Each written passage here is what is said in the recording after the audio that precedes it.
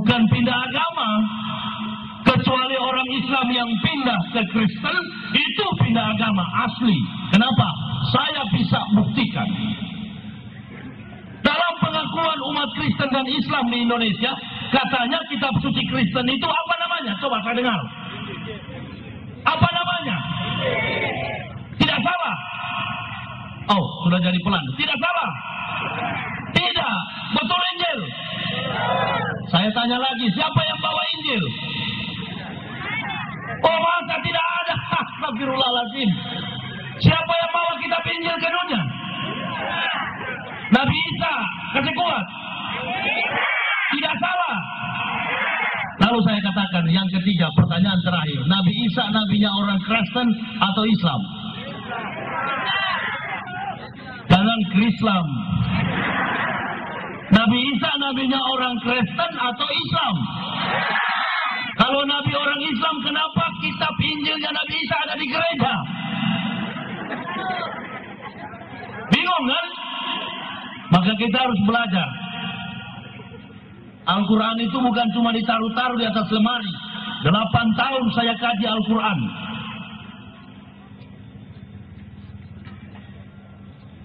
8 tahun saya menganalisis setiap tulisan scripture dalam Al-Quran. Untuk apa? Bukan untuk masuk Islam. Mencari-cari tahu di mana kelemahan Al-Quran, lalu saya ingin menyerang dengan argumentasi filsafat. Tapi apa yang terjadi? Jangankan satu kata, satu titik dalam Al-Quranul Karim tidak ada dapat diselewengkan oleh otak dan tangan kotor manusia.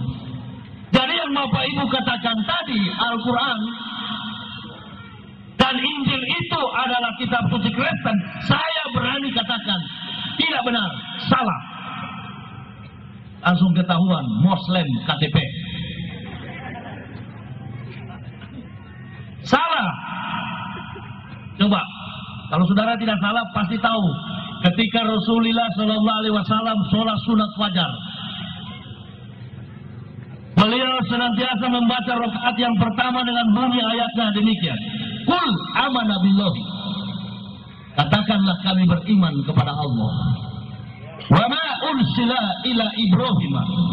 Dan apa yang diturunkan Allah kepada Ibrahim. Wa Ismail, dan kepada Ismail, wa Ishaq, dan kepada Ishak, wa Yakub, dan kepada Yakub, wa ma utiya Musa, wa Isa, wa ma utiya nabiyuna min rabbihim, la nufarriqu baina ahadin minhum wa nahnu lahu muslimun. Dan apa yang diturunkan Allah kepada Musa dan Isa. Jadi telah jelas bahwa kita beragama Islam, alhamdulillah, syukur. Beragama Islam tapi tidak tahu apa itu Islam. Bagus sekali. Makanya ada istilah di Indonesia, oh, Kristen dan Islam sama. Siapa yang mengatakan Islam sama dengan agama lain, itu tidak lebih daripada anjing tukang bajilat.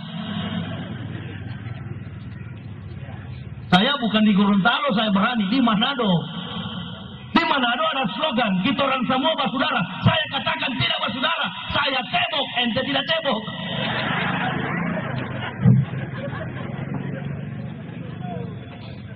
Saya punya topi longgar ini. Kepala terlalu besar. Saya katakan ente tidak sunat, saya sunat, berarti tidak bersaudara. Akibat dari slogan ini, maka umat Islam tidak lagi udhulu fisilmi kafah. Tidak hidup dalam kafah. Islamnya, Islam hanya simbol. Sama dengan di Jawa, datang Indomie satu bungkus, murtad dari Islam. Saya sudah mempertanggungjawabkan buku saya, Kebenaran Islam menurut mantan pendeta. Islam meruntuhkan iman sang pendeta. Di dalam buku saya, ratusan data kepalsuan kitab suci Kristen. Pendeta-pendeta di dunia ini, jangankan Indonesia, kelas dunia. Dan saya menyurat, dan jawaban mereka berdiam diri adalah emas. Saya panggil berdebat. Yang jago-jago itu mohon digeming sana, tidak ada. Karena saya tahu yang mereka pelajari bukan teos dan logos, bukan teologia, tetapi tolologia. Ini permainan filsafat Paulus. Jadi agama Kristen itu agama yang menyesatkan. Tidak salah, orang Kristen tidak salah. Beragama itu wajib di negara kita. Kalau tidak beragama dianggap komunis. Yang saya mau sampaikan bahwa kalau orang Kristen nggak masuk Islam, itu nggak akan masuk surga. Pendeta-pendeta neraka jahanam. Walau ana ahlal kitabi aman wa takalla kafarna anhum sayi'atihim wala adkalahum jannatin na'im. Sekiranya ahli-ahli kitab Yahudi atau Nasrani mau beriman bertakwa kepada kami, kata Allah, maka kami hapuskan kesalahan-kesalahan mereka, lalu menempatkan mereka pada surga-surga yang penuh kenikmatan. Jadi pendeta-pendeta yang masuk surga itu bukan pendeta yang di gereja, pendeta yang masuk Islam seperti saya. Insya Allah. Kalau bapak ibu mati, beda dengan saya mati. Kalau saya mati sekarang, tidak lagi dihitung dosa-dosa saya. Nah, karena Al-Quran yang bilang tadi, bukan ustadz, bukan kiai. Al-Quran yang bilang, ada ahli kitab mau beriman, bertakwa kepada kami, kata Allah, kami hapuskan kesalahan-kesalahan mereka, lalu menempatkan mereka pada surga-surga yang penuh kenikmatan. Beda dengan bapak ibu, 7 langkah dari kubur orang pergi, Munkar dan Nakir langsung serang dengan argumentasi 1001 macam pertanyaan. Saya tidak, begitu bersyahadat langsung kertas putih.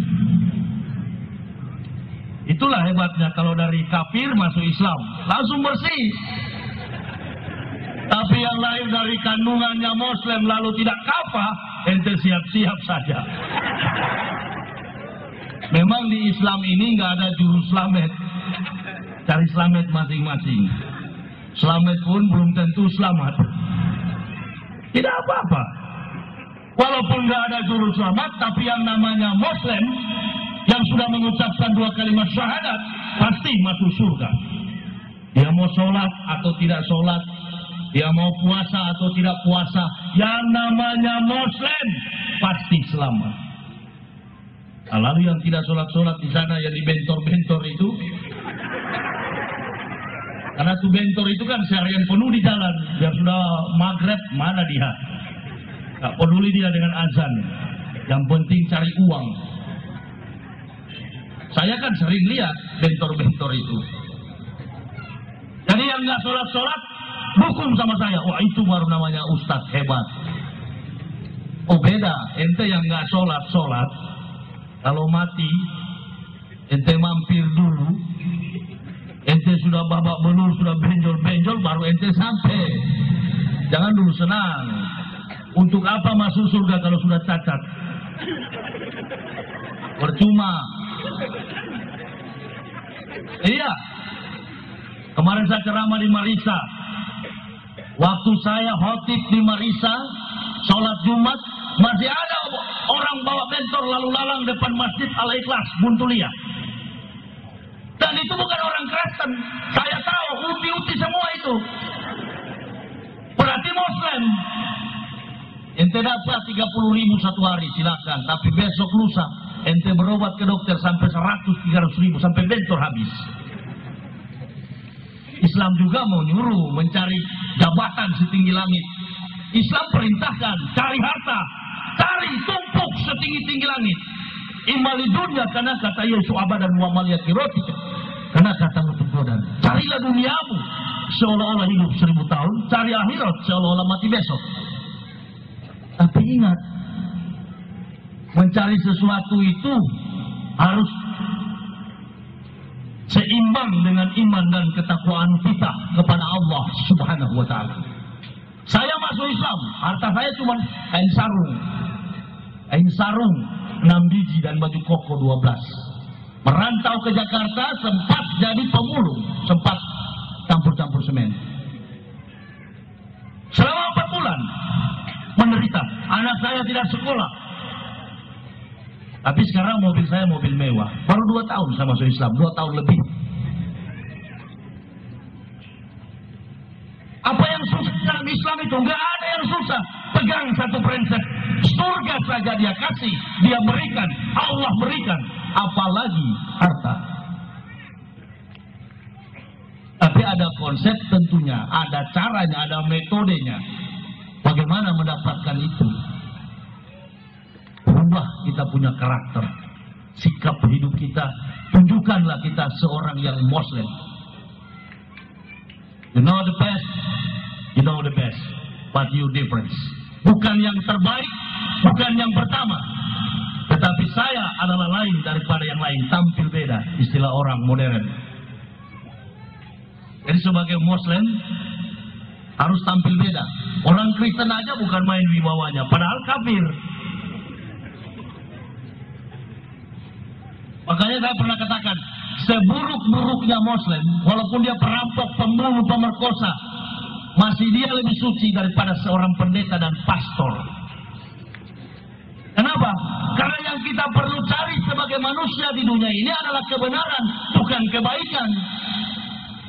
Semua agama mengajar baik, tetapi hanya satu agama yang mengajarkan kebenaran hidup kekal, dinul Islam. Inna dina indallahil Islam.